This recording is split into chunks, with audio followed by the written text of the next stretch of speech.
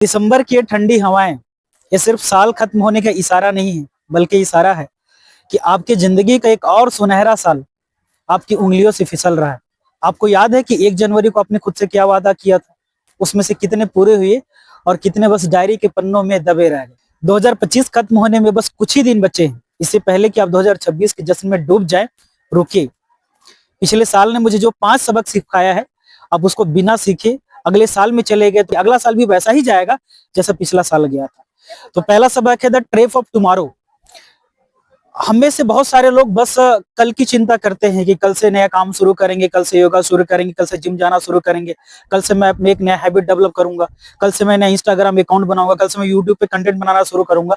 लेकिन कल कभी आता ही नहीं। जिस काम को आपने कल पे टाला वो काम कभी पूरा हुआ ही नहीं। जो लोग आज सफल हों उन्होंने कभी शुभ मुहूर्त का इंतजार किया ही नहीं। 2025 से मैंने दूसरा सबक सीखा, डोंट बी अ क्राउड। भीड़ का हिस्सा मत बनिए। अक्सर हम और आप लोगों की लाइफ स्टाइल को देखकर, लोगों के जीवन को देखकर इंस्टाग्राम फेसबुक पे हम लोग उनके पीछे प्रभावित हो जाते हैं। हमें लगता है कि यार ऐसा हो जाता तो मेरे पास बहुत अच्छा हो जाता, कार आ जाता तो बहुत अच्छा होता, घर आ जाता तो बहुत अच्छा होता। तो मुझे कहने का मतलब यह है कि आप जीवन में अगर बहुत बेहतर करना चाहते हैं तो थोड़ा सा आपको भीड़ से हटकर अपना खुद का चुनाव करना पड़ेगा। अगर आप भीड़ का हिस्सा बनेंगे, जैसे लोग कर रहे हैं आप उनको जस्ट फॉलो करेंगे, तो आप भी वहीं पहुंचेंगे जहां तक वो पहुंच रहे हैं। अगर कुछ डिफरेंट करना है, कुछ अलग करना है, तो आपको थोड़ा सा भीड़ से अलग उठकर अपने ऊपर काम करना पड़ेगा। चाहे आप जो भी काम करना चाहते हैं, चाहे यूट्यूब पे कंटेंट बनाना चाहते हैं, आप डायरेक्ट सेलिंग क्षेत्र से बिलोंग करते हैं, या फिर एनी अदर आप किसी भी सेक्टर से बिलोंग करते हैं, तो अपने ऊपर फोकस कीजिए और भीड़ का हिस्सा मत बनिए। याद रखिए, लोग सिर्फ आपकी सफलता में आपके साथ हाथ मिलाता है, लोग आपके संघर्ष में आपके साथ खड़ा नहीं होता है। तो कोशिश कीजिए इस दिसंबर के अंदर कि अपने सर्कल को थोड़ा सा छोटा कीजिए, दुनियादारी से थोड़ा सा साइड कीजिए अपने मन को। तो दूसरा सबक मैंने पिछले साल से सीखा है कि भीड़ का हिस्सा मत बनिए, डोंट बी अ क्राउड। तीसरा सबक मैंने सीखा, रिजेक्शन इज ए फ्यूल। असफलता आपकी ताकत है। पिछले साल जब मैं अपने बिजनेस के काम से लोगों के बीच में गया तो बहुत सारे लोगों ने बोला कि ये नहीं हो सकता, ऐसा नहीं कर सकते, कोई नहीं कर पाया है तो तुम कैसे कर सकोगे। मतलब नाना प्रकार के लोग बात बोलने लगे। खास करके जो लोग या तो डायरेक्ट सेलिंग क्षेत्र से बिलोंग करते हैं, या तो कंटेंट क्रिएटर्स का काम करते हैं, फिर कोई भी ऐसा यूनिक काम जो लोगों के नजर में होता है, पब्लिक के बीच में होता है। तो अक्सर लोग बोलते हैं कि यार ये सब नहीं हो सकता। तो एक चीज जीवन के अंदर याद रखिए कि अगर आप किसी काम को कर रहे हैं और अगर आपको लोग रिजेक्ट नहीं कर रहा है, लोग आपको ताना नहीं मान रहा है, तो मान के चले कि फिर आप सही डायरेक्शन पे नहीं। अगर रिजेक्शन मिल रहा है, दैट मीन्स वो आपका असफलता नहीं है, बल्कि आपका फ्यूल है, वो आपका ईंधन है।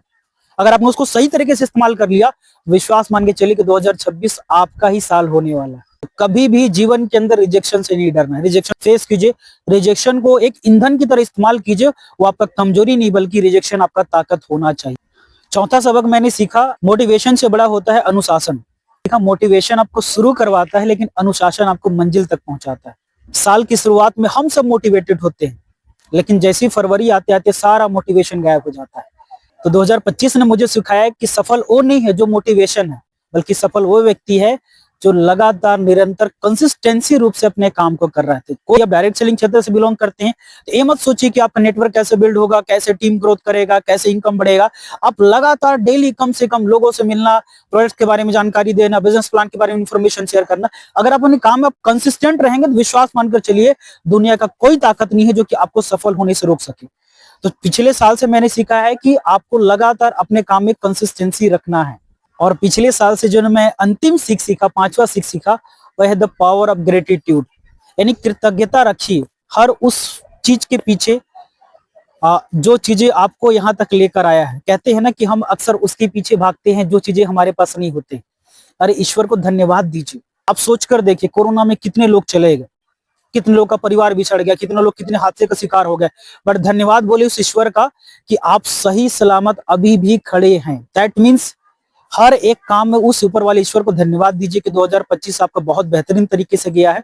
अब कोशिश करना है कि बस खुश रहिए, जो भी आप काम करें उस काम में खुश रहिए। बाकी आने वाले लक्ष्य के लिए आपको लगातार आपको मेहनत करना पड़ेगा। तो अगर आप ये 5 सबक सीख लेते हैं 2025 से, और इन 5 सबक को अगर आपने फॉलो कर लिया, तो विश्वास मानकर चलिए 2026 आपका बहुत बेहतर होने वाला है।